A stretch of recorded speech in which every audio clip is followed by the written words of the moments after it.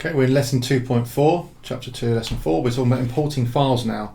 And I know I said in the last lesson we're going to import something from CG Trader. I lied, I forgot we have to pay for everything on CG Trader, so we're going to go to TurboSquid where there's some free content and try that.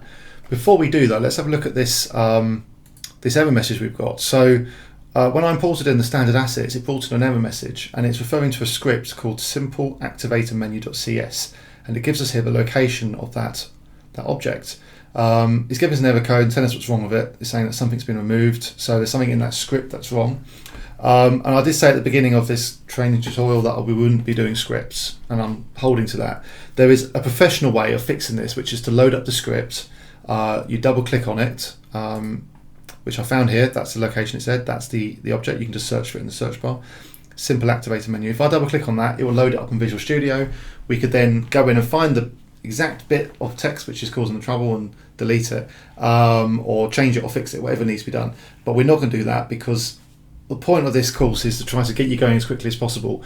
And this happens quite a lot where you go to import something and you get a problem. So we are going to test the way I work, and I don't recommend this all the time, but if we click on this object here, I'm just going to delete it.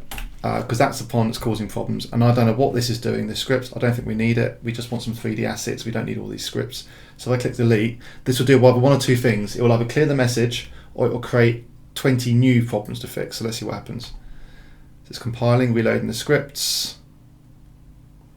So it's having a think about it because it's now trying to work out what other scripts might be talking to it.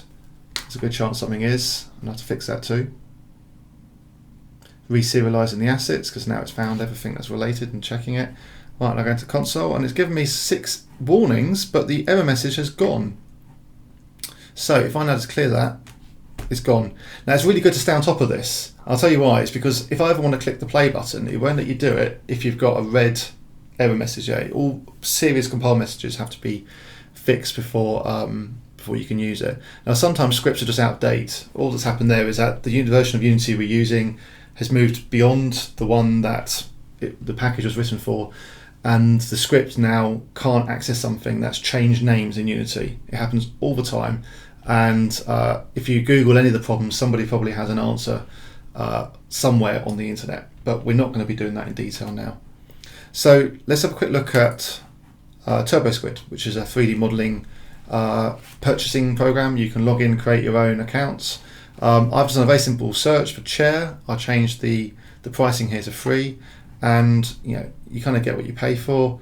But look, here's a nice little chair. It's been made in Blender. It says available as a 3ds FBX file. So let's click on this. Click on the details panel. I want this. I want it as an FBX. It comes as an FBX. Most of these will import into Unity. You can import an OBJ file if you wanted to. You can import a 3ds file, which is 3D Studios files, I think. They do all have problems though, and it's just really important to stress. I'm not going to show you 3D Max and how to do this. That's another video. But when you export a 3D model out of your program, if that's Cinema or Vectorworks or Max or whatever it is you're using, you have to click the Embed Media button when you're doing an export to FBX. And what happens is that the FBX gets imported into Unity with the textures, whereas an OBJ, it'll import the 3D model and give you a folder for the textures, and they won't necessarily be linked.